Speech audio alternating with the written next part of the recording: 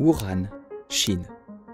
Fin 2019, la ville est devenue l'épicentre de l'épidémie d'un nouveau virus, le coronavirus. En quelques semaines, selon l'OMS, le nombre de personnes contaminées a dépassé le bilan total du SRAS en 2003. Alors, pour faire face, la Chine crée la zone de quarantaine la plus importante de l'histoire de l'humanité. Plusieurs dizaines de millions de personnes confinées. Elle fait sortir des hôpitaux de terre en une dizaine de jours et asperge même des villes entières de désinfectants. 各方面对我们信息的披露是不满意的。那么我们既有披露的不及时的一面，也有我们利用很多有效信息来完善我们的工作，不到位的一面。 L'épidémie de Covid-19 était peut-être pour certains d'entre vous une idée lointaine. Elle est devenue une réalité, immédiate. Se préparer au risque d'une épidémie mondiale de coronavirus sans pour autant semer la panique. Apparu fin décembre en Chine, dans la région de Wuhan, le Covid-2019, le nouveau nom du coronavirus, s'est propagé malgré des mesures de confinement exceptionnelles. Illustration de cette inquiétude, le Cambodge recherche activement plusieurs centaines de touristes potentiellement porteurs du coronavirus. Les autorités du pays avaient autorisé ce paquebot à accoster après le refus de plusieurs pays voisins. Le Premier ministre cambodgien avait accueilli les vacanciers en personne. Sauf que quelques heures plus tard, une passagère américaine du paquebot a été diagnostiquée positive lors d'une escale en Malaisie. Comme elle, 200 croisiéristes occidentaux ont déjà quitté le Cambodge, risquant de disséminer le virus. Alors la propagation de la maladie est-elle inéluctable? Faut-il craindre une pandémie? Les sont désormais touchés, comme le Japon et le Vietnam. Des cas sont détectés jusqu'en Europe et aux États-Unis.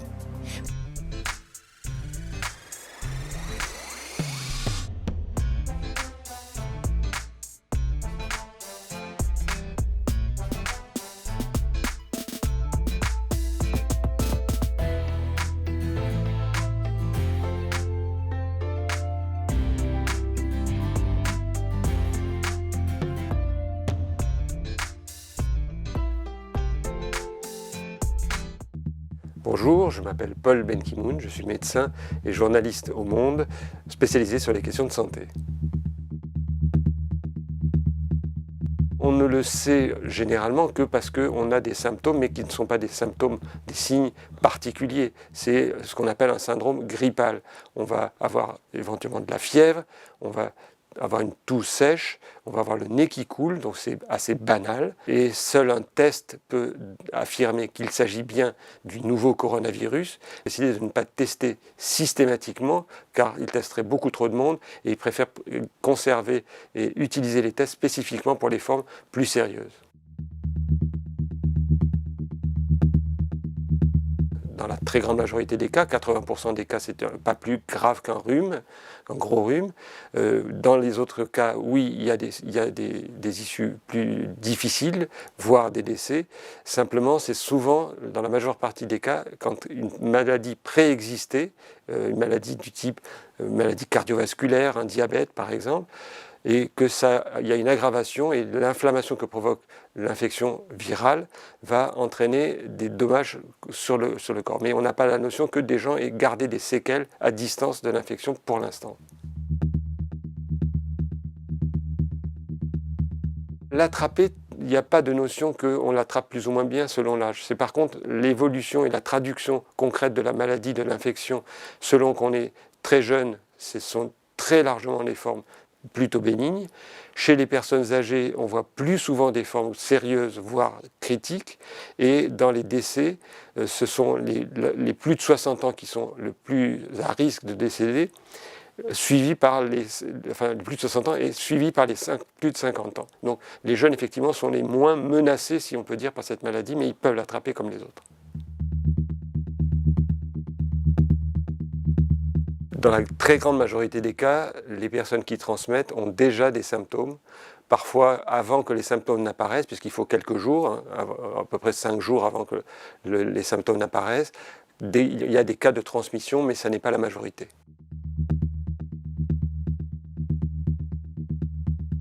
Il est transmissible par des gouttelettes, celles qu'on va projeter quand on éternue, quand on tousse, donc ce sont ces gouttelettes qui transmettent.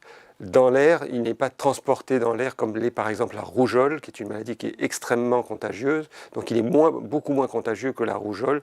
On ne peut pas dire qu'il soit transmis par l'air, ce sont vraiment des gouttelettes, c'est ce qu'on appelle des aérosols, qui sont transportés, projetés d'une personne vers d'autres personnes. On n'a pas la notion que ce soit un virus qui se transmette par absorption d'eau, donc a priori, il n'y a pas de risque dans les piscines ou simplement en buvant de l'eau. Ça n'est pas exclu, on n'a pas de certitude parce que c'est un virus qui est tout récent, mais a priori les coronavirus ne donnent pas d'immunité, de protection de très longue durée, donc oui, a priori, ça devrait être le cas. Ça dépend de la surface, plus elle est lisse et moins le virus reste, et il s'accroche plus facilement sur des surfaces qui ont des aspérités poreuses, plus sur un vêtement que sur une vitre par exemple, quelques heures probablement pour les surfaces lisses et plus longtemps, éventuellement quelques jours sur des surfaces poreuses. Tous les virus mutent, c'est l'histoire des virus, ils mutent au fur et à mesure qu'ils évoluent, qu'ils passent d'une espèce animale à une autre espèce animale ou à l'espèce humaine. Donc il y a toujours des mutations, c'est pas toujours un facteur de gravité, pour l'instant ça peut changer rapidement, mais pour l'instant il n'y a pas eu de mutation significative qui modifie la virulence notamment de ce coronavirus. La recherche pour un vaccin, en général, quand on part de à peu près 0, c'est 18 mois. Dans certains cas, là, il semble qu'il y ait une société américaine qui ait les moyens d'aller un peu plus vite par des techniques, disons, technologiquement nouvelles. Donc ça devrait raccourcir les délais, mais il est très vraisemblable que cette épidémie sera terminée lorsqu'un vaccin sera enfin disponible, testé, efficace et sûr à la fois, mais ça a un intérêt de poursuivre ces recherches car personne ne peut dire aujourd'hui si ce coronavirus reviendra ou va rester au-delà de l'hiver. People are talking about July, August, something like that. Nous sommes en guerre. En guerre sanitaire, certes. Pour 15 jours au moins, nos déplacements seront très fortement réduits.